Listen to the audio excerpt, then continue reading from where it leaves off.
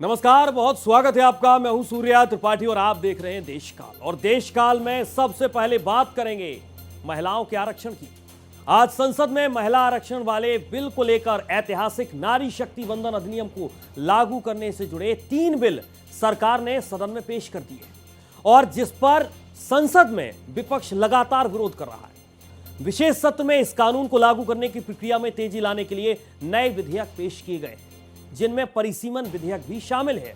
जिस पर विपक्ष की आपत्ति क्या है, उस पर सरकार का जवाब क्या है और सबसे बढ़कर देश के प्रधानमंत्री नरेंद्र मोदी ने क्या कहा, इस रिपोर्ट को आप देखिए और समझिए। गारंटी शब्द चाहिए तो मैं गारंटी शब्द उपयोग करता हूं, क्योंकि जब नियत साफ है तो फिर शब्दों का खेल करने की हमें जरूरत नहीं है।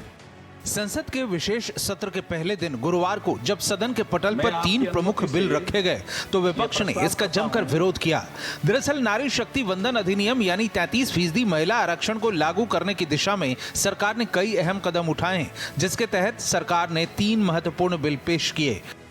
संविधान 131वां संशोधन विधेयक 2026, इसमें जनगणना और परिसीमन के आधार पर 33% महिला आरक्षण को लागू करने का पूरा खाका है।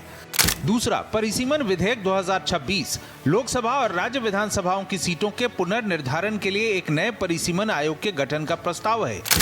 और तीसरे बिल, केंद्र शासित प्रदेश कानून संशोधन विधेयक 2026 दिल्ली, पुडुचेरी और जम्मू कश्मीर जैसे केंद्र शासित प्रदेशों की विधानसभाओं में महिला आरक्षण लागू करने के लिए पेश किया गया।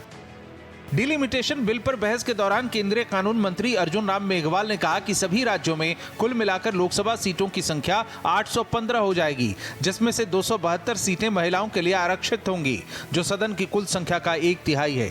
लेकिन विपक्षी सदस्यों ने संविधान 131वां संशोधन बिल 2026 पेश करने के कदम के खिलाफ वोटिंग पर जोर दिया।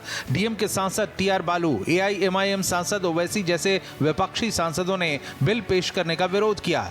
टीएमसी और सीपीआईएम भी बिल का विरोध कर रही है। ऐसे विरोध के बीच 131वां संशोधन विधेयक पर वोटिंग के बाद सदन के पटल पर इसे रखा गया। इसके पक्ष में 251 और विरोध में 185 वोट पड़े।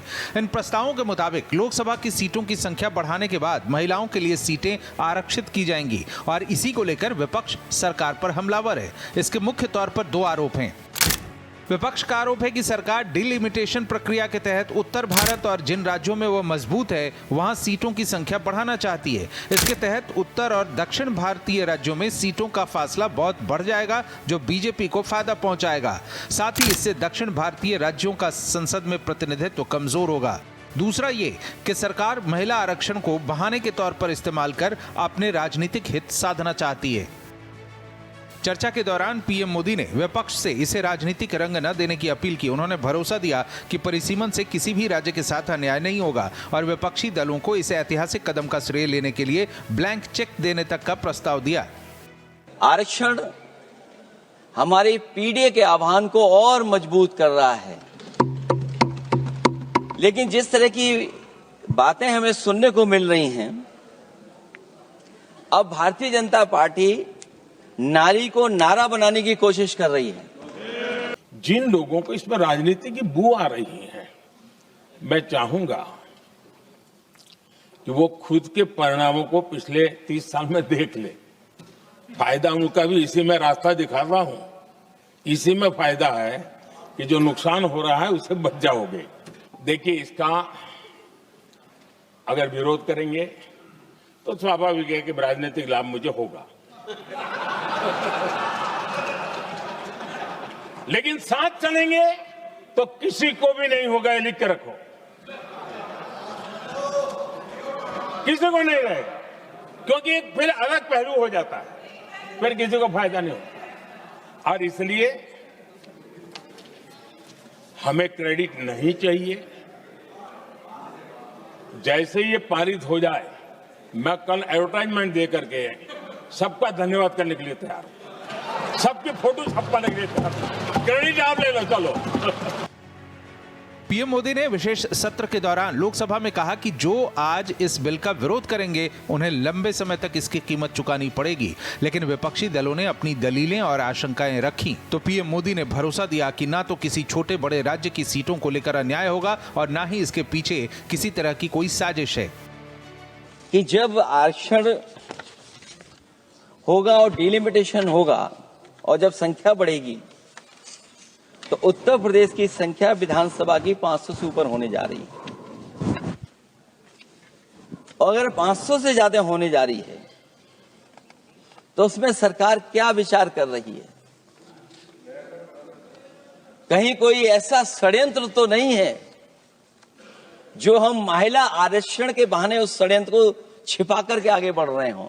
आज बड़ी जिम्मेवारी के साथ इस सदन में इस पवित्र जगह से कहना चाहता हूं, चाहे दक्षिण हो, उत्तर हो, पूर्व हो, पश्चिम हो, छोटे राज्य हो, बड़े राज्य हो, मैं आज एक जिम्मेवारी से कहना चाहता हूं कि निर्णय प्रक्रिया किसी के साथ भी भेदभाव नहीं करेगी। ये निर्णय प्रक्रिया किसी के साथ अन्याय नहीं करेगी। सवाल यह है कि क्या महिला आरक्षण के नाम पर राजनीतिक दल कहीं फुटबॉल तो नहीं खेल रहे हैं, क्योंकि सभी ने कुछ न कुछ पेंच फंसाया हुआ है। इन विधेयकों पर गहन बहस जारी है और अंतिम मतदान 17 अप्रैल को शाम 4 बजे होने की संभावना है। Bureau report, Bharat express. महिला आरक्षण बिल बनाम परिसीमन पर घमासान मचा हुआ है। विपक्ष लगातार सरकार पर आरोप लगा रहा है। विपक्ष का यह कहना है कि इससे दक्षिण के राज्यों की ताकत कम होगी, लेकिन अब इसे लेकर केंद्रीय गृह मंत्री अमित शाह ने विपक्ष के आरोपों का करारा जवाब भी दे दिया। उन्होंने कहा कि परिसीमन के बाद दक्षिण भारत के राज्यों की राजनीतिक ताकत घटेगी नहीं बल्कि और मजबूत होगी। उन्होंने क्या कुछ कहा, इस रिपोर्ट को आप देखिए।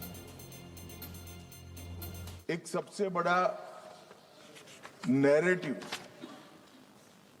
खड़ा किया जा रहा है, भ्रांति फैलाई जा रही है कि ये जो 3 विधेयक है, संविधान संशोधन विधेयक और 2 कानून, डिलिमिटेशन का और संघ क्षेत्र के चुनाव के कानून में बदलाव, वो आने से दक्षिण की क्षमता लोकसभा में बहुत कम हो जाएगी और हमारे दक्षिण के राज्यों को बहुत बड़ा नुकसान होगा। मान्यवर, मैं बिल जो सदन के सामने है, अब सदन की प्रॉपर्टी है, इसका प्रैक्टिकल इंटरप्रिटेशन कर कुछ चीजों को मैं बताना चाहता हूं। कर्नाटक राज्य में 543 के सदन में अभी 28 सीटें हैं और सदन की 543 सीटों की संख्या के 5.15% कर्नाटक के सांसद यहां पर आते हैं। ये बिल पारित होने के बाद, संविधान संशोधन होने के बाद कर्नाटक की संख्या हो जाएगी 28 से बढ़कर 42 और प्रतिशत लोकसभा में 816 में हो जाएगा 5.14। तो जरा भी नुकसान कर्नाटक को नहीं होगा।